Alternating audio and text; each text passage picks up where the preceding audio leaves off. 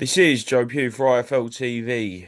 Delighted to be joined over Zoom this Monday morning by Mr. Jet Setter himself, Gareth A Davies. He's back in the country after a good few weeks. G, how are you? I'm good. I was hoping to have a lie in, and I got calls from you telling me to get out of bed. You needed me.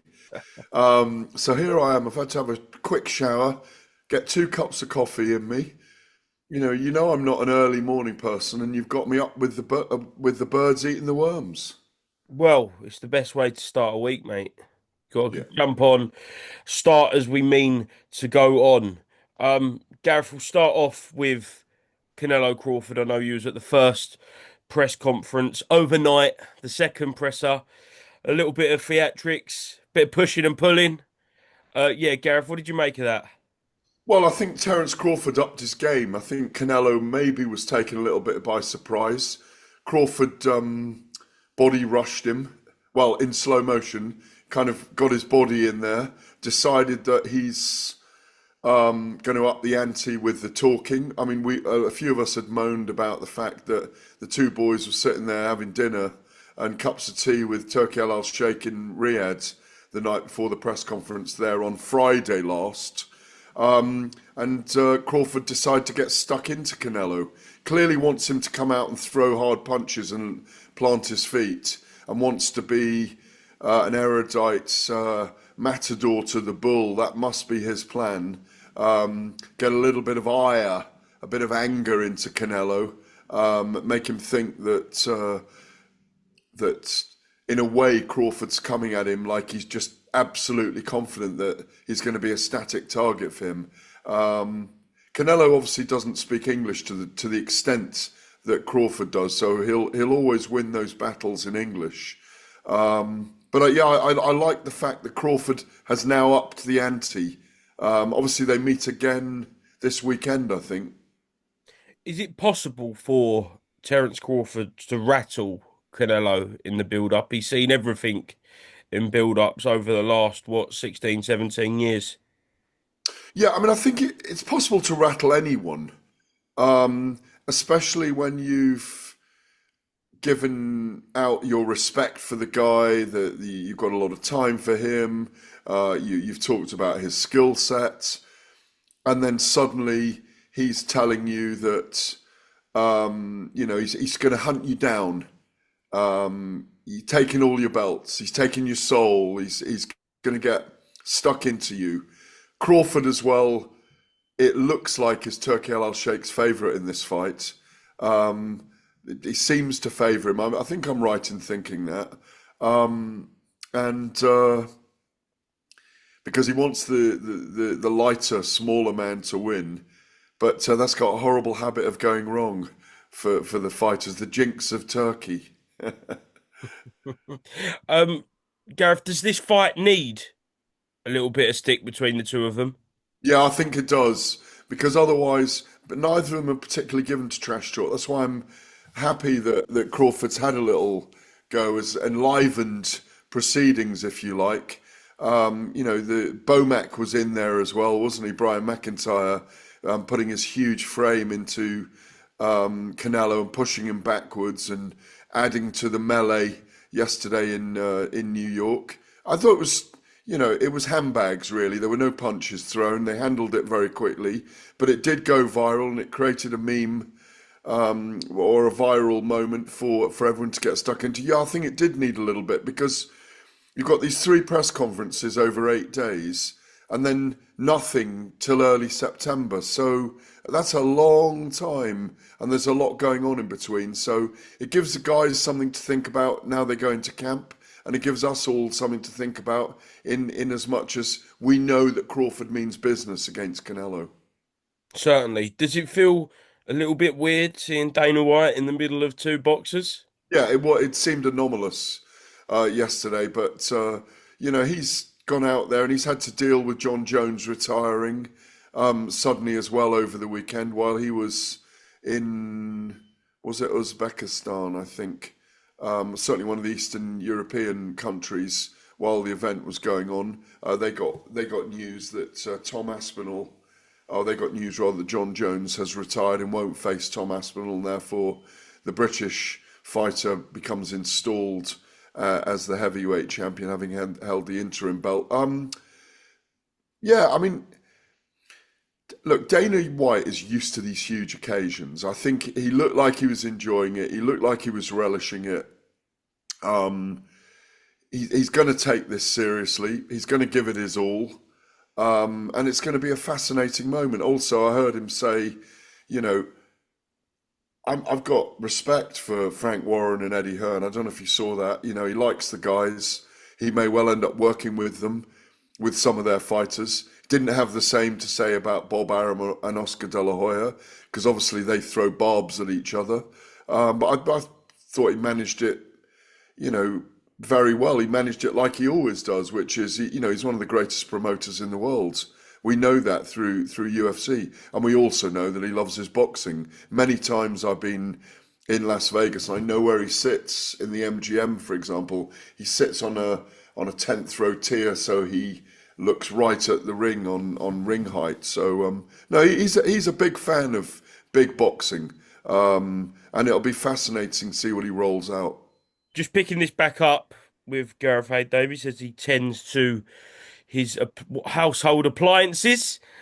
Um, yeah, what did you make of Galafi versus Rodriguez Jr. over the weekend in what was an upset defeat for the Yafai brother? Well, you say that. I'm just going to pull up his record now. I mean, I was watching it live while presenting Talk Sport on Saturday night. Otherwise, I'd have been there. Big fan of Galal Yafai. Um, you know, in a sense, this was a huge test for him.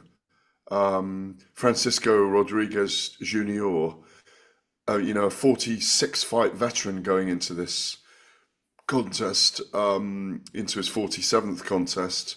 You know, this is a guy that had pushed Junto Nekatani 10 rounds. That was the worrying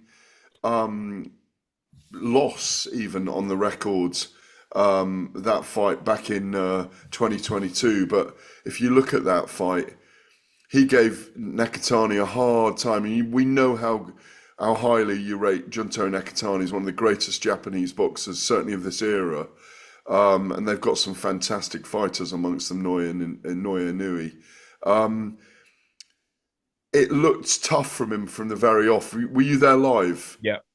Yeah, well, he it was a torrid opening round. He got hit by a flurry of punches that seemed to rock him to his boots and crumple his knees in that first round, and it just never got better. I was looking at the scores.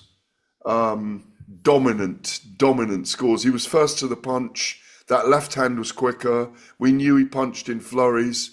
The problem is for Galal, he's a forward-coming, aggressive fighter who tries to make people counter-punch. But he was just beaten to the punch time and time again. And even though I wasn't watching every second of every minute of every round, I could see that he was taking a shellacking. He can come back from this. It can. It could even be the making of him.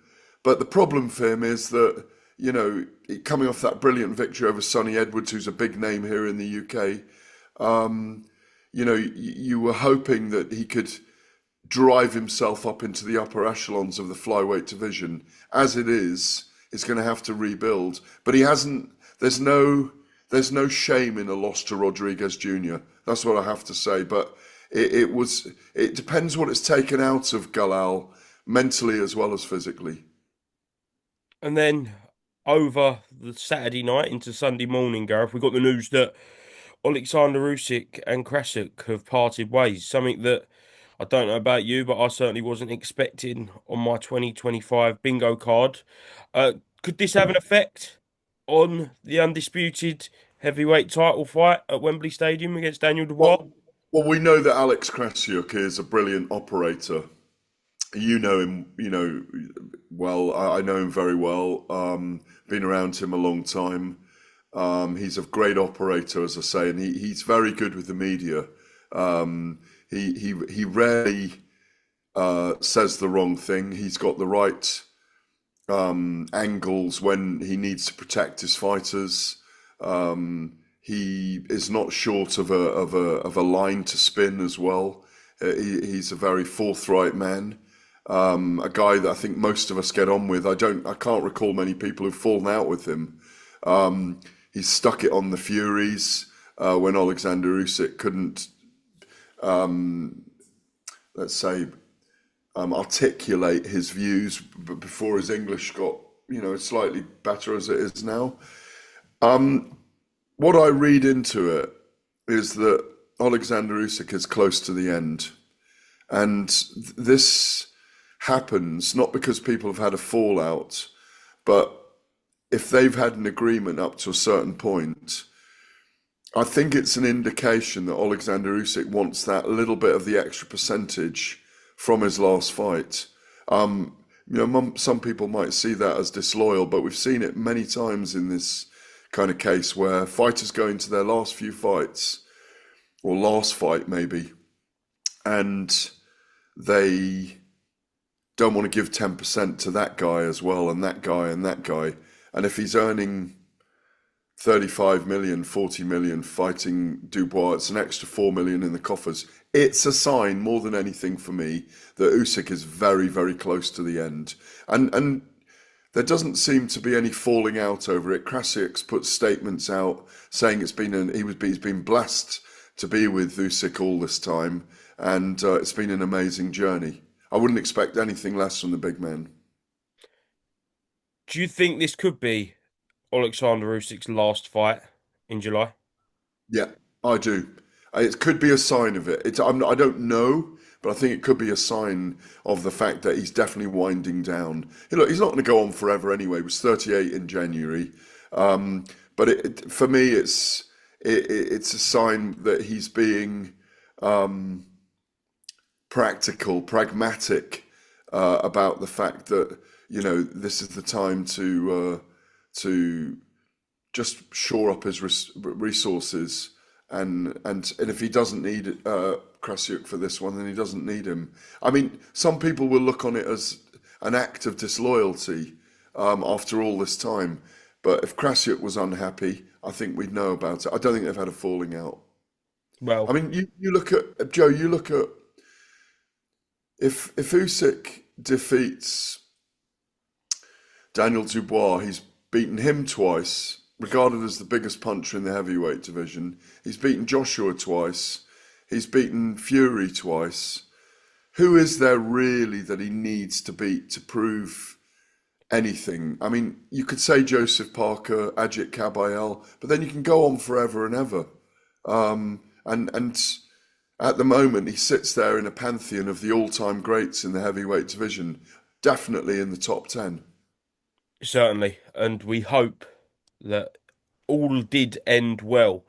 Now, Gareth, I know Coogan spoke to you in Saudi about Carl Froch's comments on AJ and Eddie Hearn, etc. I then done an interview with Frank Smith where he said Carl Froch is jealous of AJ. Would you tend to agree with that statement? Yeah, I think Carl Froch is jealous of AJ. I do. I agree with that. I mean, I had a private chat with Carl out in Riyadh, and I just think he's deluded himself because if Carl was still fighting and in his pomp and could earn another 100 million from 3 fights, he would do it. All this talk about, oh, I'm concerned about AJ and his and his physical health, and it's dangerous for him. It's absolute nonsense. It's just him making a headline. He's trolling. That's all he's doing. He's trolling AJ. There's no need for it. It's up to him if he wants to do it. But frankly, you know, his reasoning is I could have earned 10 million. Then he says 8 million for fighting Gennady Golovkin, which he didn't want to do at the age of 37. And I get that. But as he said at the time, he was happy with that. If he was around now and there was that kind of money on the table and he could earn big bucks like that, he would still have the last 2 or 3 fights. And, you know, the thing is, Carl's getting better the longer he's been away from the sport. He was owned by Andre Ward. He was beaten by Mikkel Kessler. I mean, Ward didn't even need to get out of second gear. Carl, as you know, I've got huge respect for Carl as a fighter and a man. We get on very well. We always have done.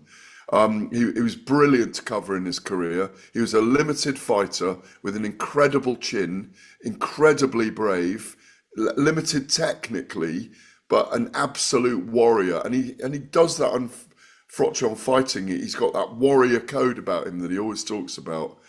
But forgive me for this, but honestly, over AJ, he is deluded. He is jealous. And I don't think it's.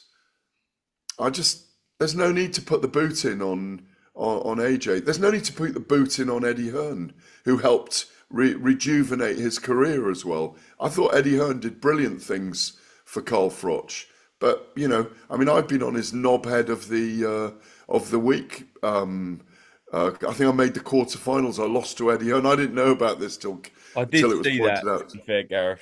No, that's not why I'm going in on Carl a little bit. But I was with him in Riyadh, and I just think he's flying too much on the trolling. Leave AJ alone. We want to see AJ in potentially against Wilder. We want to see AJ in against Fury. If those fights can happen, brilliant. And he'll be the first there commenting on them when they happen. Yeah, last thing on Carl. One thing Eddie Hearn seemed to kind of have a gripe with is his terminology of Anthony Joshua being knocked out, rendered unconscious, El Sparko, etc., etc. As a writer, a broadcaster, would you use that terminology? What, rendered unconscious? Yeah, There's nothing wrong with rendered unconscious. There's nothing, that is exactly what happens. but El I think Sparko, that's, that's what Eddie said. no, Eddie said I there's wouldn't use ways El of Spark. saying it. You mean, do you think rendered unconscious, is that what you're suggesting Yeah, yeah, is? but, it's one of many I terms. think rendered unconscious is fine. Okay. I thought Joshua fluffed his lines, which Yeah. is fine. El Sparko, it's not an expression I use. I mean, it's very vernacular language. It's not what I would use to describe it. But no, I think kind of semantically, linguistically, I don't think there's any problem with Froch. It's just the way he delivers things, isn't it? Yep. It got that manner about him. It's like it's an arrogance, isn't it? The way he does it. It's deliberate. I think it's an act.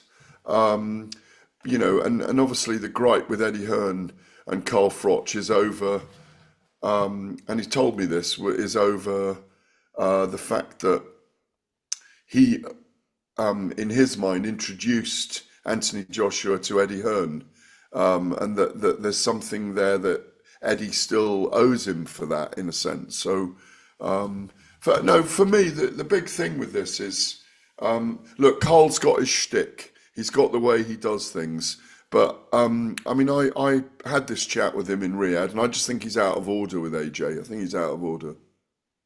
Okay. Moving on. Last couple of things, Gareth. Just moving on to this week in the world of boxing. Um, Gareth, just cleaning the screen there. Well, I've just got the Okay. sun. Yeah, just that's better. That's better, Gareth. Um, Deontay Wilder's return Friday night. Looking forward to it, seeing what he's got after the back-to-back Parker and Zhang defeats. Absolutely. Look, he looked a shadow of himself against Joseph Parker. Parker, let's not take anything away from a brilliant performance against Parker, in which he nullified Wilder, with the creeping right hand and the left hook, and then in the late in the fight took it to him as well. It was a brilliant performance, a part of the great resurgence of Joseph Parker over the last two and a half years. The Zhili Zhang performance, I was talking about it with Spencer Oliver on Saturday night on Talk Sports during our fight night show, that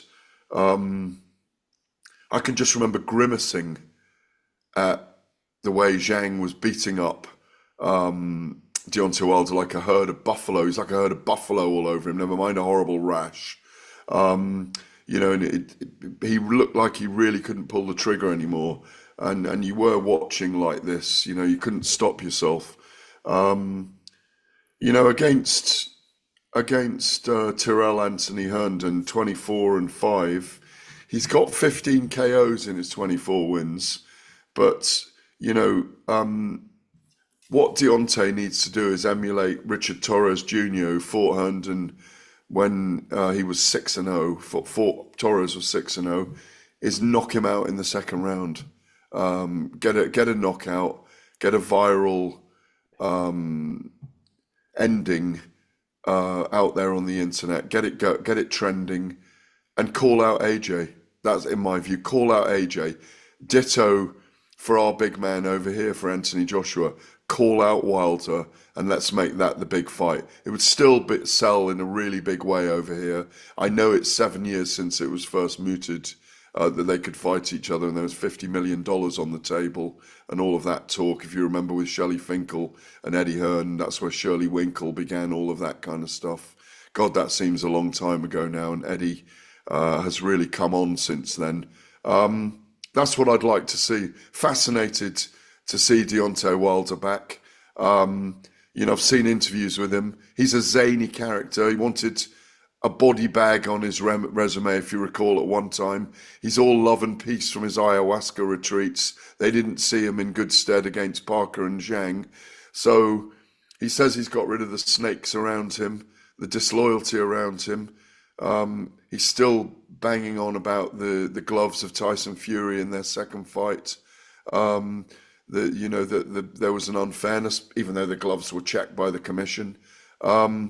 He's got a lot of bugbears, and let's hope he manages to kind of accumulate all those bugbears and shows that he's got something left. Because if he's got something left, there's something in that fight with Anthony Joshua for me. Do you Last agree? one. Yeah, I agree, Gareth. And I think if Wilder does destroy Herndon how we want him to, in order to make that fight against Joshua, if Joshua fights Wilder, then fights Fury, it kind of ties up that era, doesn't it, of heavyweights? Exactly. I mean, let's hope we get Tyson Fury and Anthony Joshua as well. Let's hope that the juices start to flow from Tyson Fury if he sees Wilder and Joshua in a ring. I just think it's a stadium fight here again in the autumn. And I'd love to see it. Yeah, absolutely. It does tie up the era. Last one. How does Jake Paul fare against Chavez Jr. this weekend? It was interesting yesterday to hear from Dana White that he didn't even know that fight was on. It has gone under the radar a He little. has. Um, um, Jake Paul obviously does big numbers. Yeah, I think it's an interesting fight. There's jeopardy here for Jake Paul. Chavez won't want to be embarrassed. Paul's very confident as a fighter. Um, I can't remember when.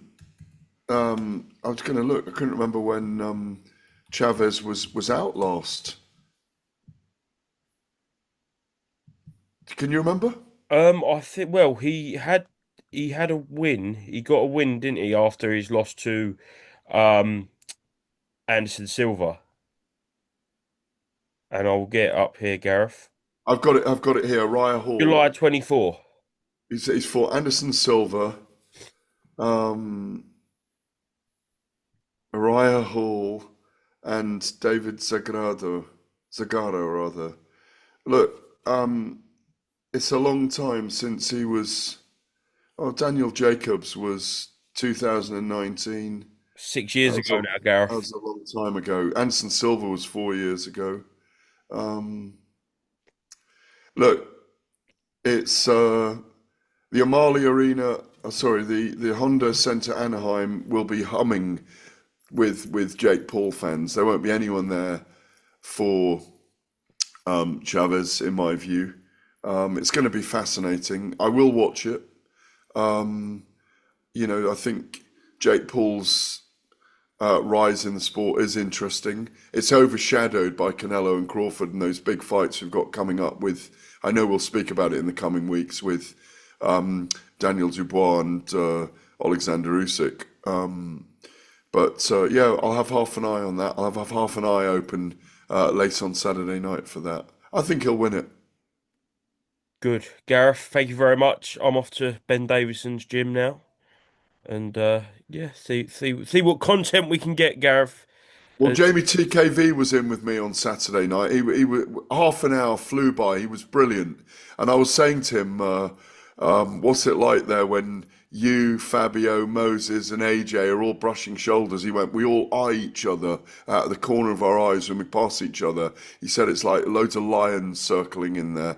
It's like there's real hatred in there for each other." He said, "No, I'm only kidding. We're like a family," which is extraordinary. And because I just wondered whether Barry Smith, Lee Wiley, and Ben Davison had them on shifts crossing each other. But what a heavyweight stable that is, you yeah, know. certainly, certainly. So Gareth, Don't thank get you very trapped in much. the roundabouts of Harlow. That's all I'd say. I know, I know. Oh, because you can never get out. It's like a time warp. If you go the wrong way around It one of is. them, It's mini yeah. Milton Keynes. Milton Keynes, isn't it? Gareth, Yeah. thank you very much for taking time on this Monday morning, and we shall see you very, very soon, mate. Cheers.